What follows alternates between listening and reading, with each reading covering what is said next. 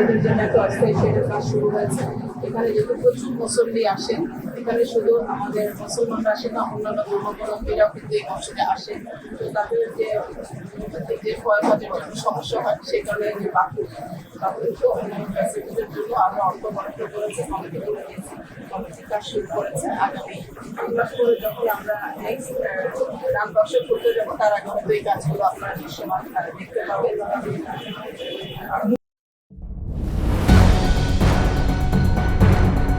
মসজিদের দান সিন্ধুকে পাওয়া গেল রেকর্ড 9,17,00,000 টাকা। কিশোরগঞ্জের পাগলা মসজিদের 11টি দান সিন্ধু খুলে এবার রেকর্ড 9,17,80,687 টাকা পাওয়া গেছে।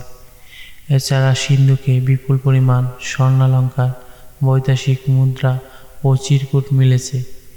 শনিবার দিনভর গণনা শেষে সন্ধ্যা 6টার দিকে দান বাক্স খোলা কমিটির আহ্বায়ক ও অতিরিক্ত জেলা ম্যাজিস্ট্রেট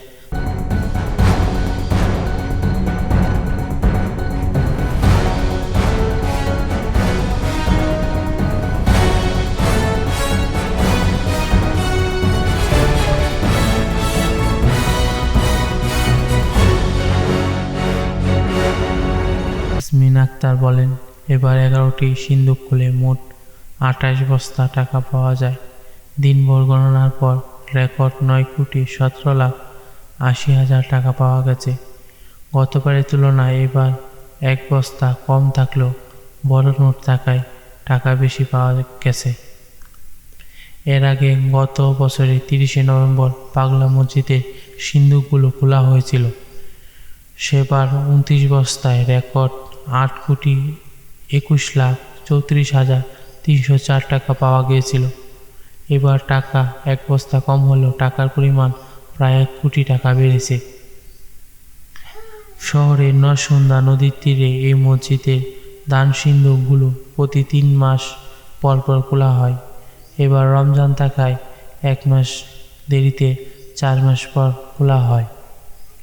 সিন্ধুক খোলার সময় সেনাবাহিনী কর্মকর্তা সহ কয়েকজন নির্বাহী ম্যাজিস্ট্রেট, রূপালী ব্যাংকের কর্মকর্তা ও মসজিদ কর্তৃপক্ষ, মাদ্রাসার শিক্ষার্থী মোট 400 জন লোক টাকা গণনার কাজে নিয়োজিত ছিল। জেলা প্রশাসক ফজিয়া খান বলেন,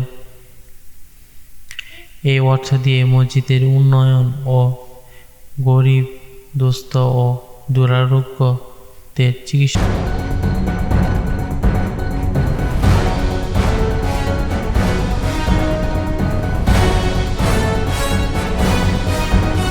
সাধারণ মানুষের বিশ্বাস, এই জায়গায় টাকা মানত করলে তাদের মনের বাসনা পূর্ণ হয়। এই থেকে দেশ বিদেশ থেকে মানুষ লাখ লাখ টাকা এই জায়গায় দান করে।